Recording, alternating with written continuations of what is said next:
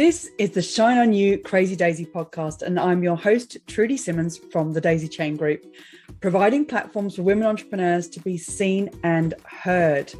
This platform is for women entrepreneurs that want to hear the real stories of what it takes to be yourself and run a business with all the different hats that you might have to wear. These are the stories of the tenacious, the rebellious, and the resilient women that are working towards the future that they want to build for themselves and their families.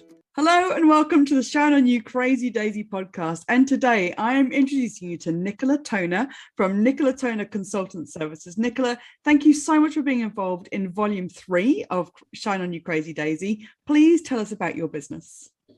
Oh, my business. Well, I'm a crowdfunding mentor and I'm also a business planning expert.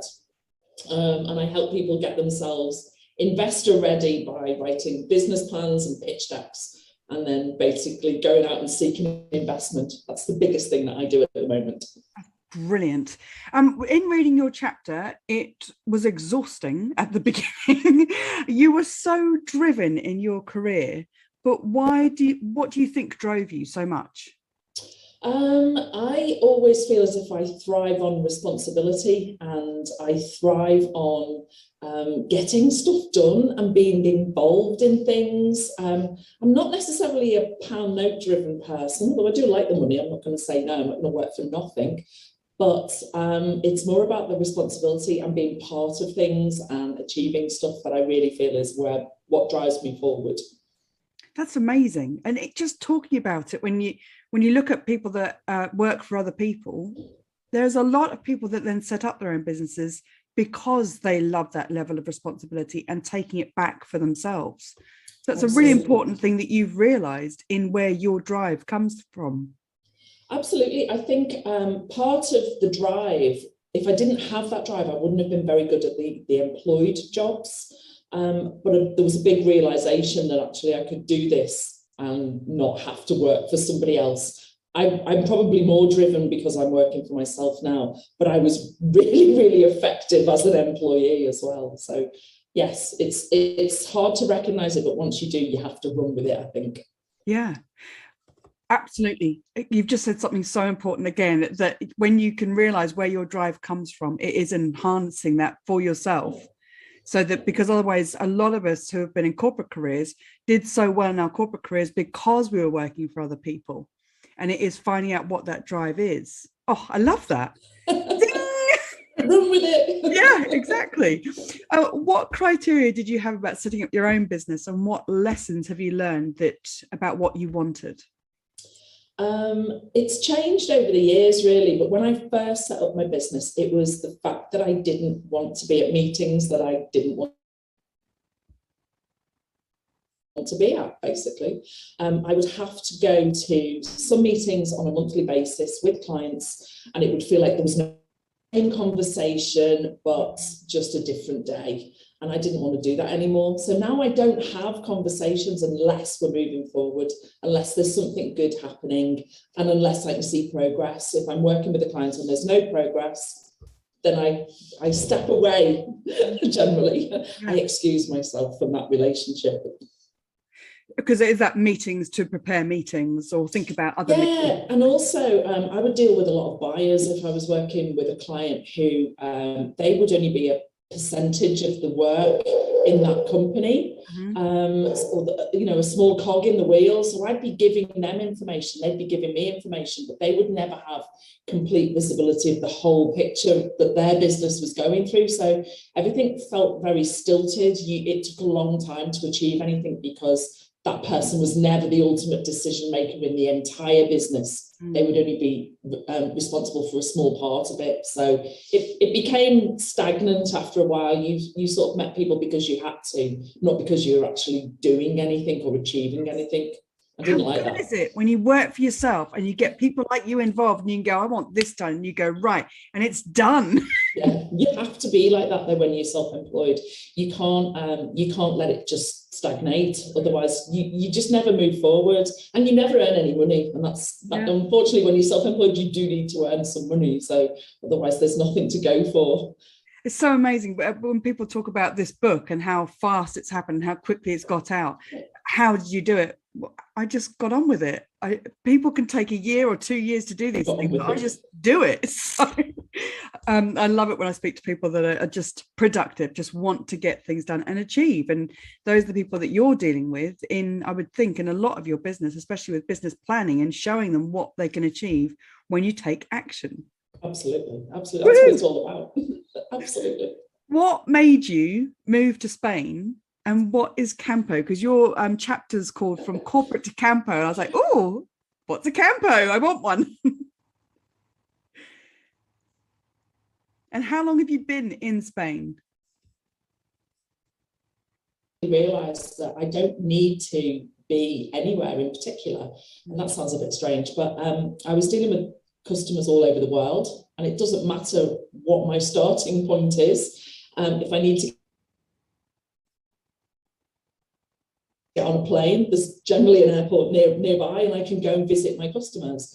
But then COVID happened. I was already here anyway, and now I don't even need to go and get on a plane. So I'm just here in the Campo, and Campo means countryside. So basically I'm in a tiny little village about 20 kilometers from Granada, which is a beautiful city. If you've not been, definitely come, I'll show you around. But I'm in a really tiny agricultural Spanish-speaking village, and they all just think I sit around in my house all day. They've got no idea that I've got this whole work setup going on. So they don't know what I do, I don't think. I'm just a crazy English person. Did you move out there speaking the language? No, I didn't speak any of the language as well. I could order a beer and some food, but important. Very important.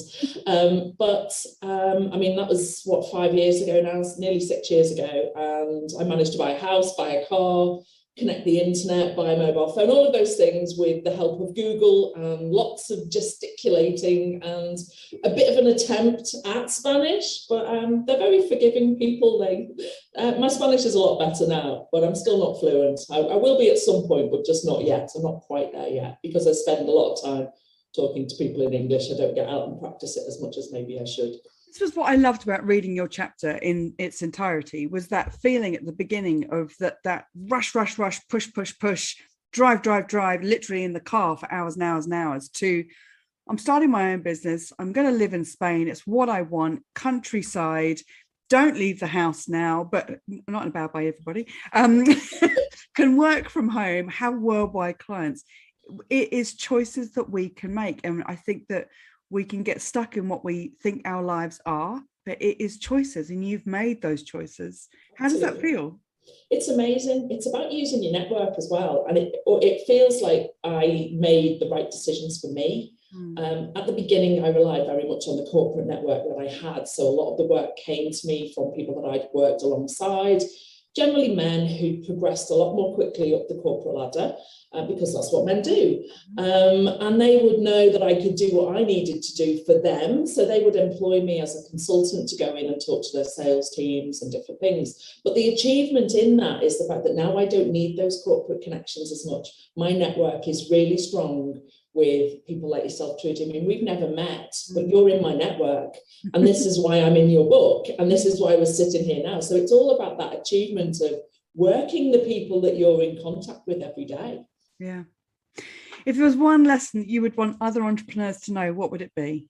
Oh gosh, one lesson would be when they tell you no, go and do it anyway, because that's what I did. Everybody went, you can't do that. You've got a BMW, you've got a briefcase, you've got £1 million contracts that you manage. You can't do that. And I was like, well, actually, I'm going to. And here I am. It's 14 years next year since I actually took the plunge and did it. And I don't regret any of it for 1 second. There's been a few dicey moments, but don't regret any of it. But those dicey moments is what makes the role. Yeah, it makes you stronger. Good. What's your favourite piece of business software? I have a couple, but my favourite one that I'm using at the moment, actually, I've got a couple. Kajabi is one that I'm getting my head around at the moment. But I use something else called Social Rebel as well. And it came to me by a lady called Maddie, who we both know. And she said, oh, I know someone who's going to love this piece of software because I'm not very good on Canva and I'm not a big social media fan, believe it or not, and it's all in one place. So I use that, but I'm now getting my head around using Kajabi a little bit more as well. And I'm finding it interesting. Last week I hated it, but this week I've kind of moved forward in that journey. I've only been with it maybe about 3 or 4 weeks now, but anyway, I'm getting there. It's going in the right direction. So Kajabi, for people that may not know, is a whole contained piece of software for entrepreneurs that can give you your website, sales pages, membership. It's everything in one place, a one-stop shop for any business that wants to grow with memberships, online courses, and website all in one place. Ooh. It's magic. I think it's just, they should call it magic, not Kajabi. Amazing. Nicola, thank you so much. And anybody should go and check out your website about the crowdfunding, because I think that's a massive part of business now. But thank you for being a part of the book. I really appreciate it. No, thanks for the opportunity. It's been a blast. Thank you so much for watching the Shine On You Crazy Daisy podcast. If you've liked what you've seen today, then please make sure that you click the subscribe button to this channel to see more inspiration and motivation as more of these stories keep coming out. And if you want even more, click on the link below this video and go and have a look at the series of books, Shine On You Crazy Daisy, and get even more inspiration and motivation for you and your business.